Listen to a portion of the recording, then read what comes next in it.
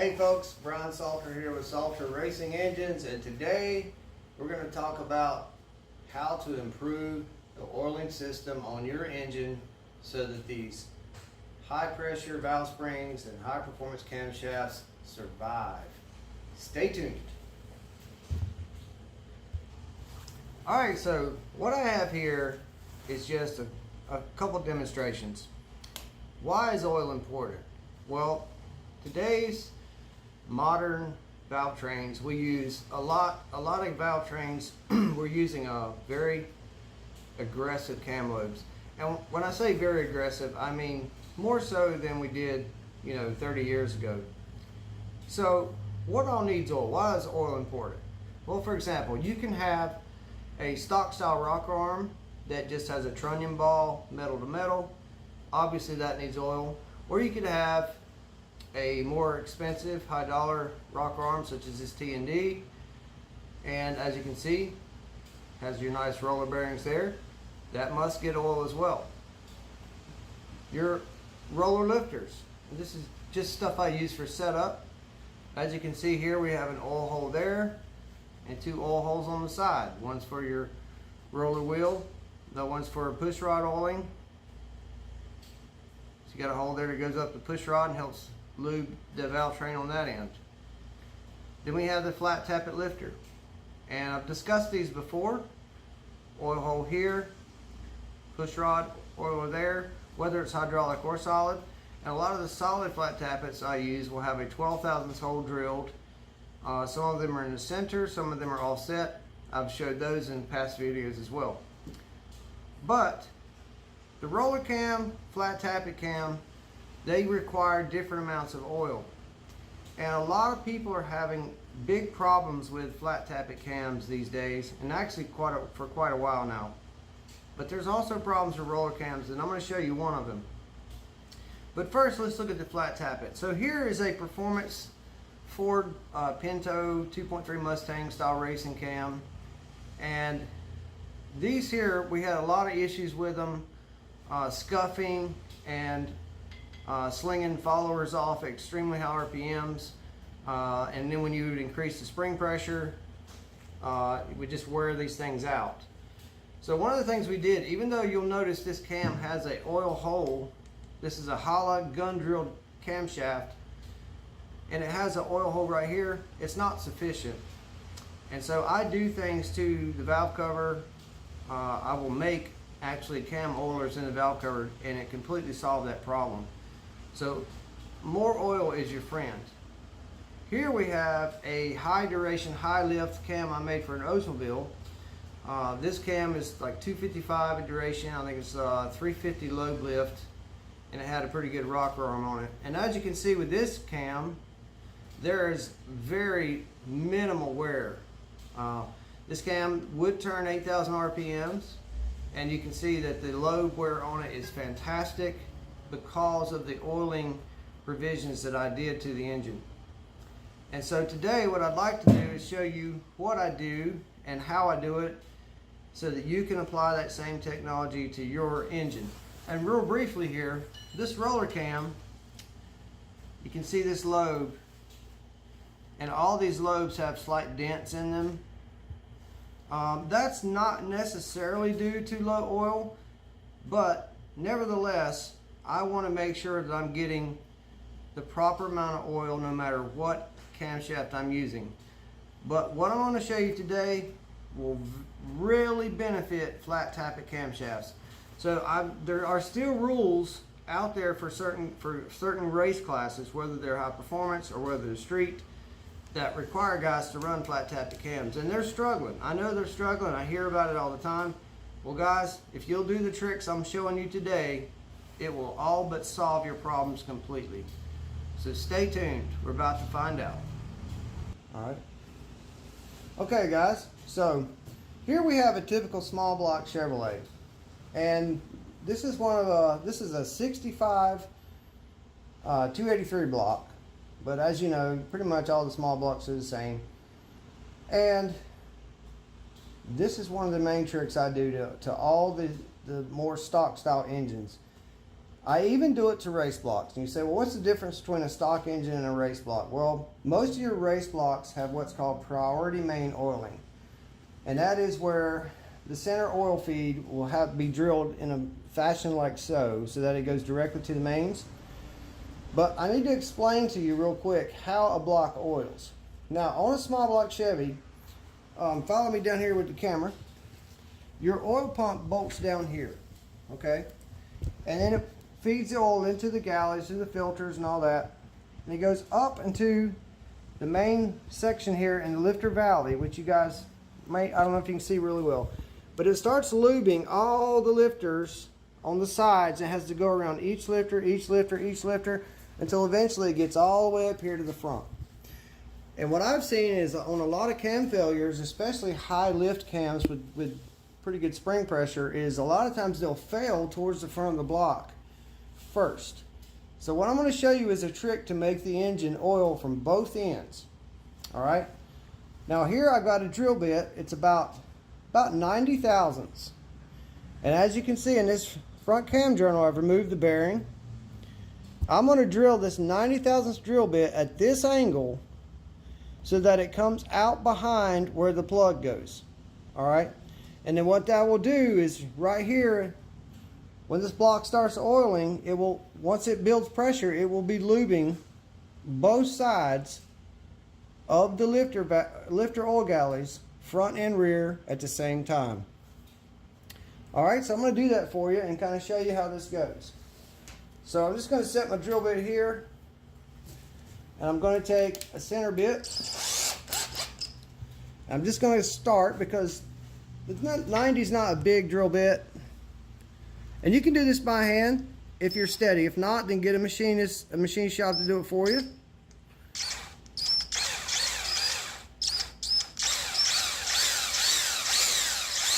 Okay, I'm just going to start me a hole. And don't worry, it won't hurt the journal at all. All right. I'm going to drill it at such an angle, like I said, that it comes out inside the galley but behind the plug. And here we go. Remember, when you drill, guys, don't go wide open with full pressure. You want to drill at a medium speed with pressure on for 3 seconds and then relax. 3 seconds and then relax. That way you don't burn up your drill bit.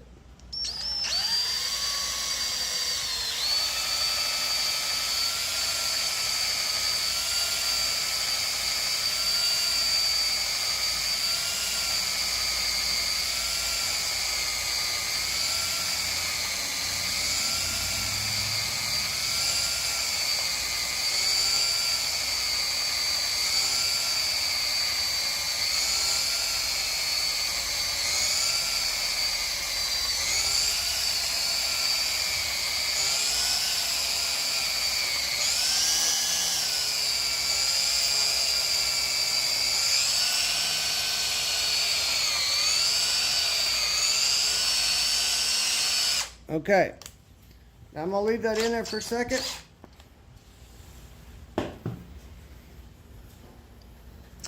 Beautiful. Let me get a light.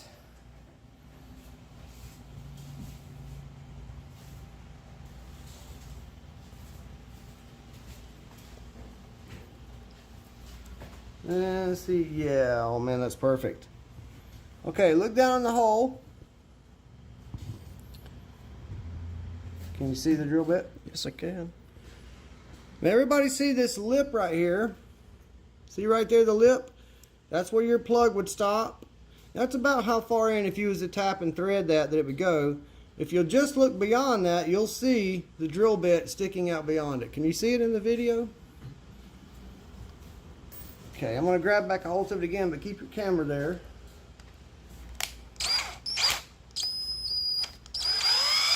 You see the drill bit coming? See it? I got the drill bit really loose here.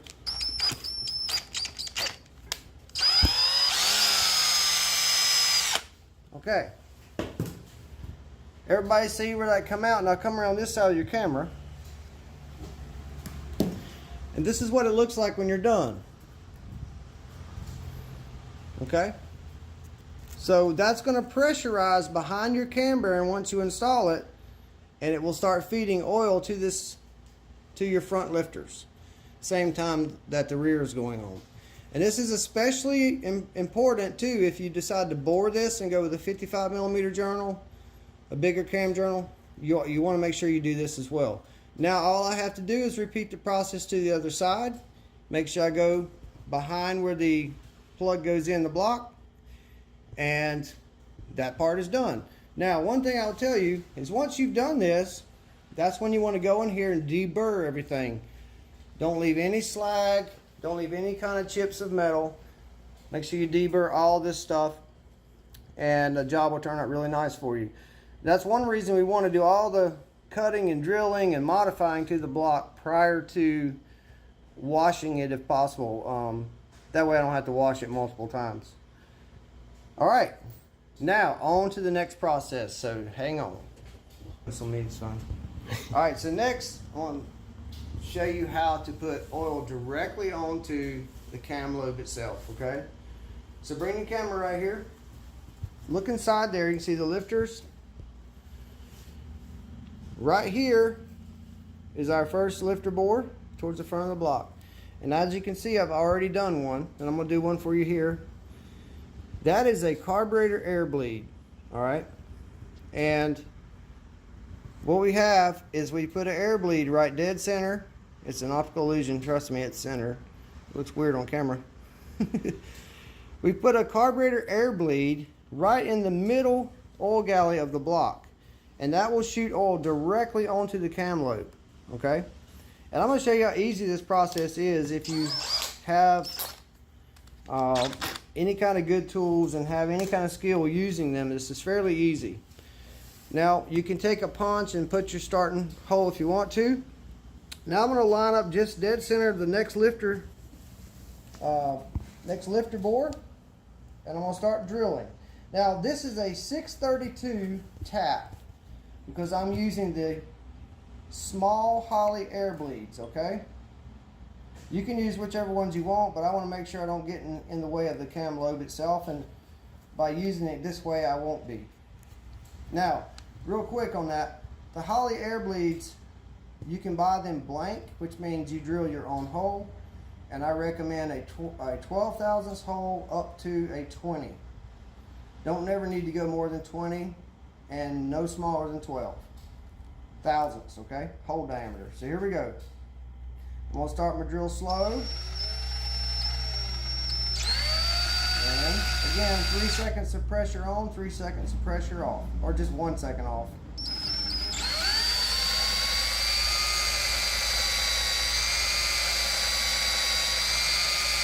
And you can do this in a milling machine or by hand.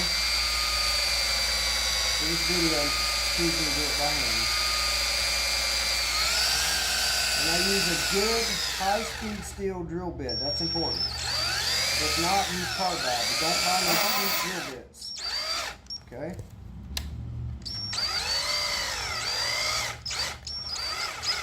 Okay, now I'm going to get another bite here. I got to tighten my chuck a little bit.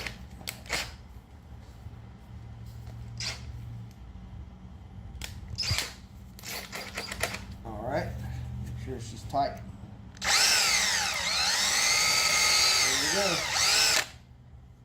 It always burrs up at the very end of your hole there, so. Alright, hang tight, let me grab some WD-40. Now, if you're not a pro at drilling and tapping, don't try this at home, because watch what I'm about to do here. And guys, I've been doing this a long time, so some of you might think I'm crazy, but I'm not. I'm going to chuck up this tap. This is a 632 tap. Alright, you can use a regular pointy tap or a bottom tap. And I'm going to do this by hand with my drill. I'm going to put it on speed. Okay.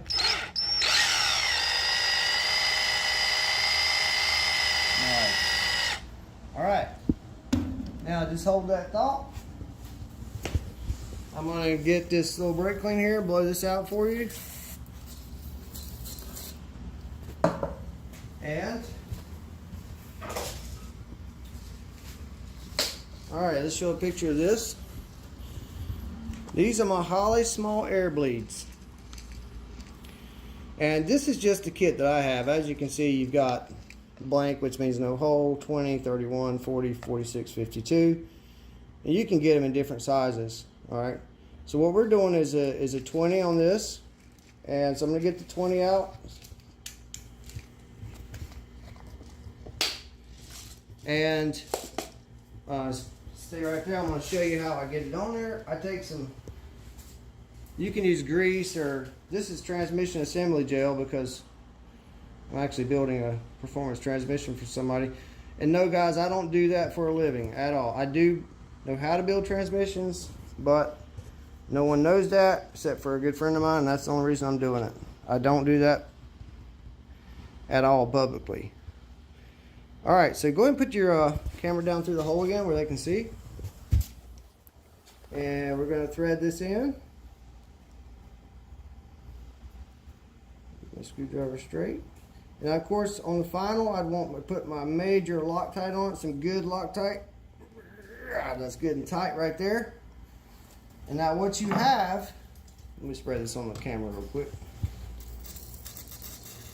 What you have there is now an oiler for every single cam load once you're completely done. And guys, it works awesome. You can run increased spring pressure, you can run really aggressive cams, roller or flat tap it doesn't matter. And again, I didn't take my time to set this up perfectly. I normally would do this in a milling machine, but for the video, I just wanted to do it this way, just so to show you at home that you can do the same thing. And so what you have is this lifter oil is here, and I know on the camera, I'm looking at the camera, it looks like it's offset, but it's dead center pretty much.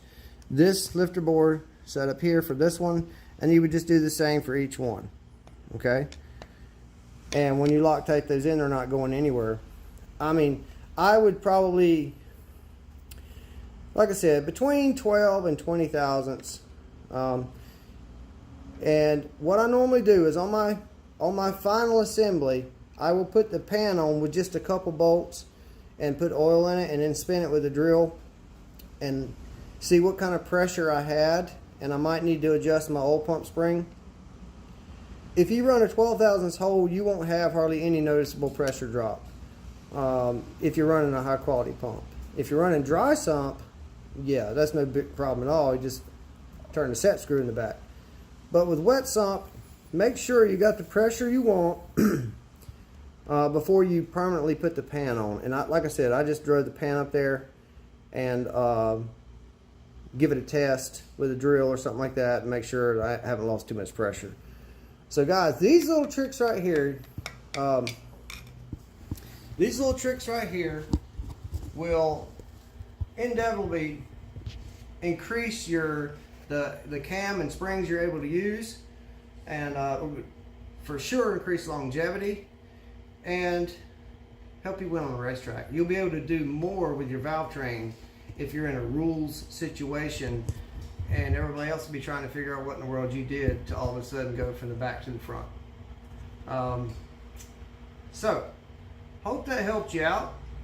I got lots more stuff like that. I'm going to be showing you some other tricks, especially with vacuum. This vacuum effect oiling inside the block, you better believe it does. And I'm going to show you some do's and don'ts with that as well coming up in another video. I'm also going to be talking about camshafts and head flow and how cams affect head flow and what cam you should choose, because I'm seeing some videos out there that just ain't quite right, so I hope to help you out. Anyways, I'm Brian Salter with Salter Racing Engines. Thank you. Oh, please subscribe. It's free, guys. It's free. Subscribe, okay? You get free information. Nobody out there showing you this kind of stuff. Come on, man. Nobody's showing you this kind of stuff. Now, I'm Southern. I'm ex-military. I have a sense of humor, so you might have to bear with that, but other than that, I'm here to help. So, hope you have a wonderful day. Take care.